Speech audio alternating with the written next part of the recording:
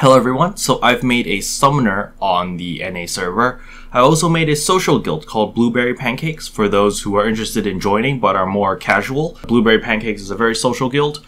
You're more than welcome to just join. All you have to do is press H. You can see that the guild is almost full-ish. We've got like 64 members out of 100. And just by joining the social guild, you do get some bonuses. You know, you get some upgrade equipment fee, 10% discount, blah, blah, blah, blah, blah, which is pretty good.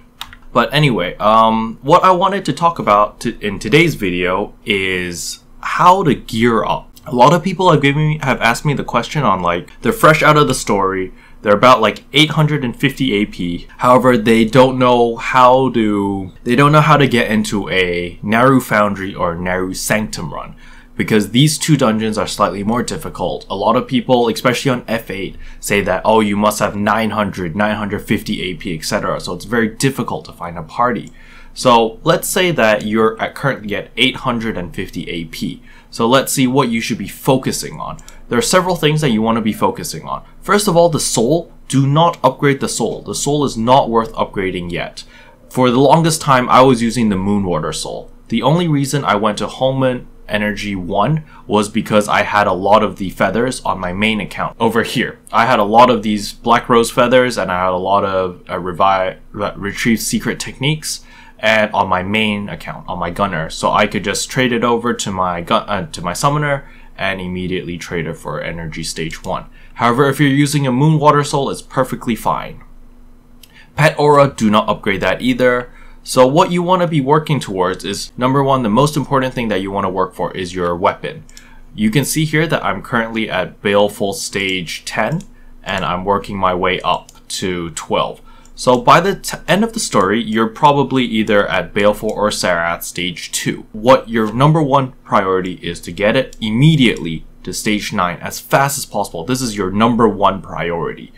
After you get it to stage 9, getting it to stage 10 is expensive. You can see here that getting it to stage 10 will require you to have a forging orb, which shouldn't be too difficult. You get that through daily dash. However, the premium transformation stone is expensive. It's difficult to get. I highly recommend you to just buy it off the market, because the prices for premium transformation stones are a little bit iffy right now. They're on the low side. Legendary elements. These are going to be difficult for you unless it's your main character and you got lucky on daily dash. But you're going to need 20 of these. You're going to need the Naru tablets, the Soul Stone crystals, Moonstones, and Elysians. These shouldn't be too bad. If you're having troubles getting Moonstones, then just do Mushin's Tower up to stage 15, up to floor 15, and farm Naxxon.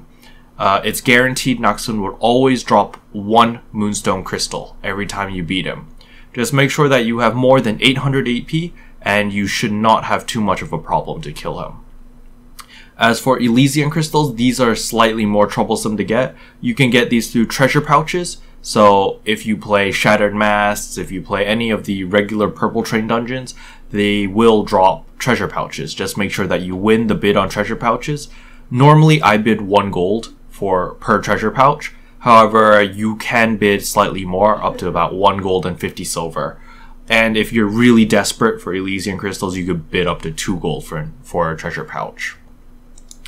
So that's how I get my materials. Then you want to get to stage 10, 11, and 12.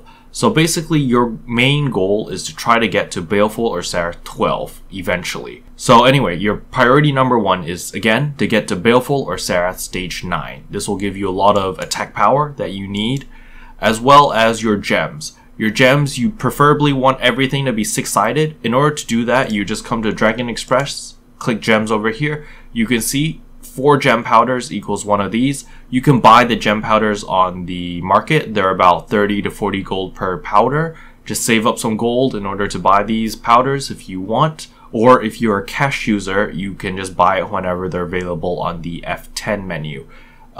There recently was a sale on Cyber Monday, which was extremely profitable if you bought all of the gem powders. You saved, I think, 250 N coin or Hong Moon coin.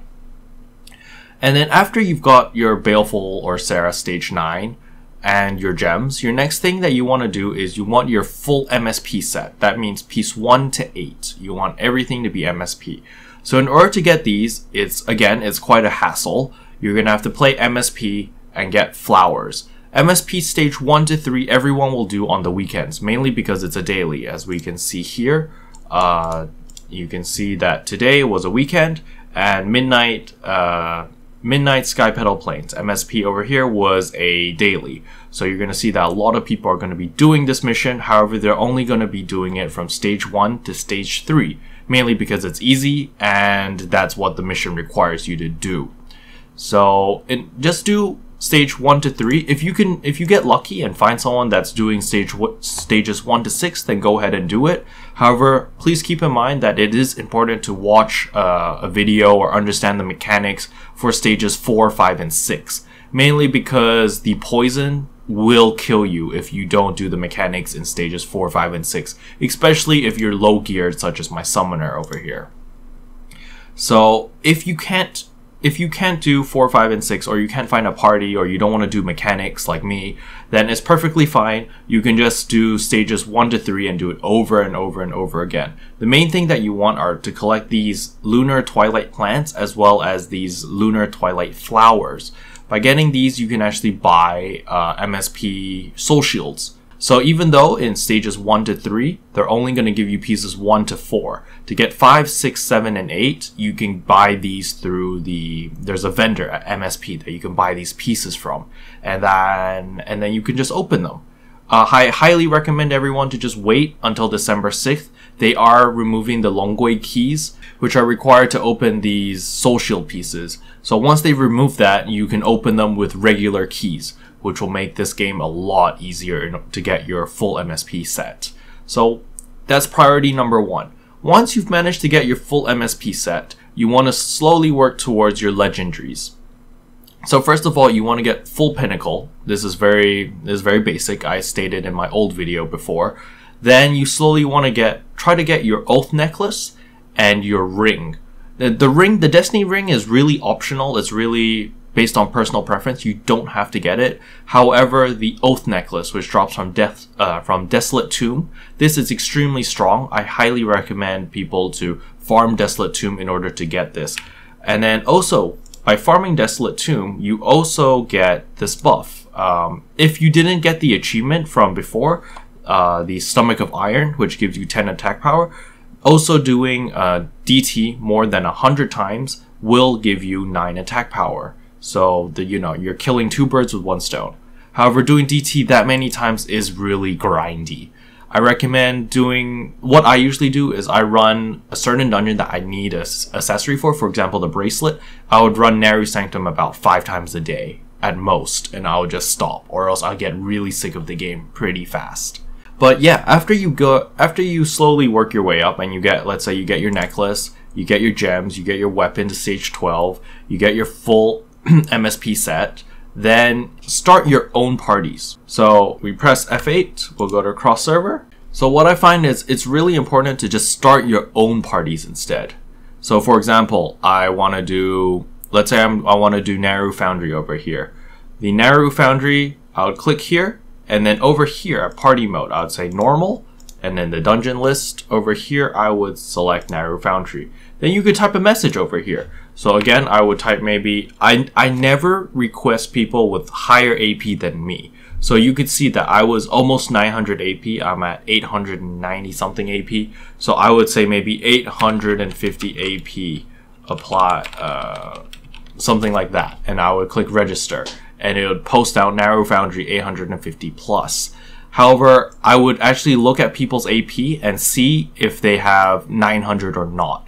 If they have 900 AP, then I let them stay. If they have slightly lower, if they have like 800, if they barely hit the minimum, like 850, I might kick them.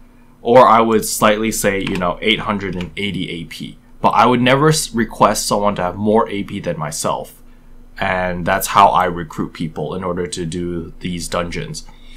Sanctum, I usually don't do Sanctum with a pug group because a lot of people might not know the mechanics properly, so I usually just reach out to my guild and I ask my friends list, and I just find people that are well geared or I know the mechanics, and I run Sanctum with them. But as for Naru Foundry, DT, EC, and all these down here, I'm not too worried about it. Especially for EC, for Ebondrake Citadel, because I'm on a summoner, it's my job to do the mechanic, so I'm perfectly fine doing this. So, you know, AP isn't everything. You don't really want to be looking for AP the entire time. However, for Sanctum, especially for Sanctum, it's just a lot of pug groups, they just want to do it fast and they don't want to do the mechanics. That's why they request 900 AP plus. However, I just recommend finding your group of friends, finding a guild or something to run Naru Sanctum with. As for Foundry and below, these at the moment, they're not too big of a deal. You can just do it with a pug group. And the only thing that you need to worry about in Foundry is the first mini-boss, the Lava Biter, I think.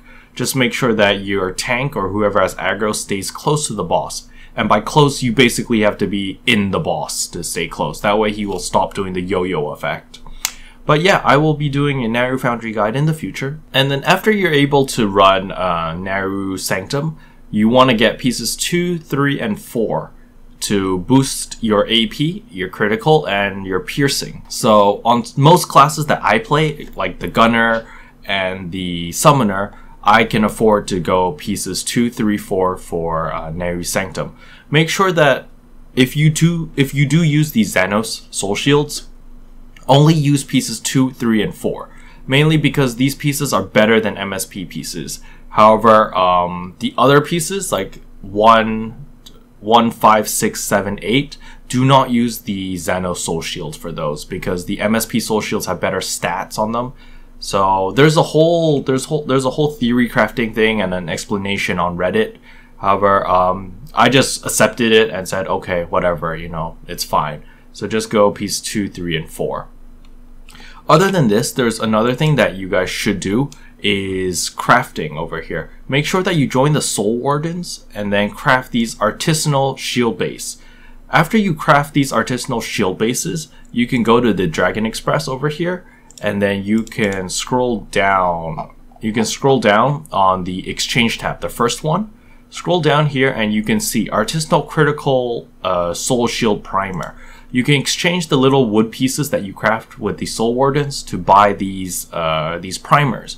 And what these primers do are they add critical. So you can see here that it says that my critical is 281 plus 195.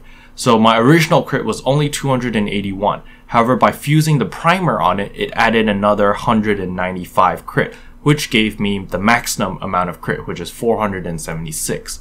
You can do this with all your soul shield pieces, including ones that don't have crit. For example, this soul shield, this MSP P6, had HP, accuracy, and evasion. However, I infused critical on it with the primer, so now I have critical.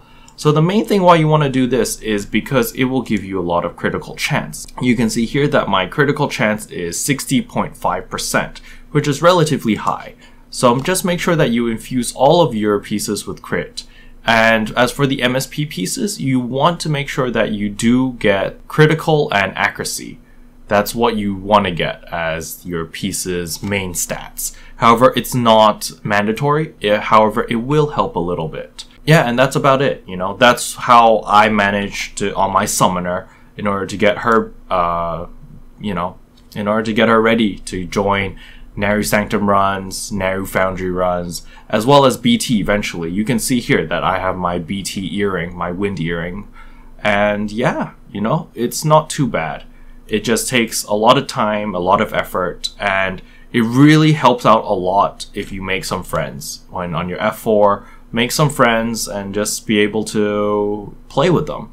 Another thing is, you know, guild. You can always join a guild and then see if there's anyone that wants to run certain dungeons in the guild.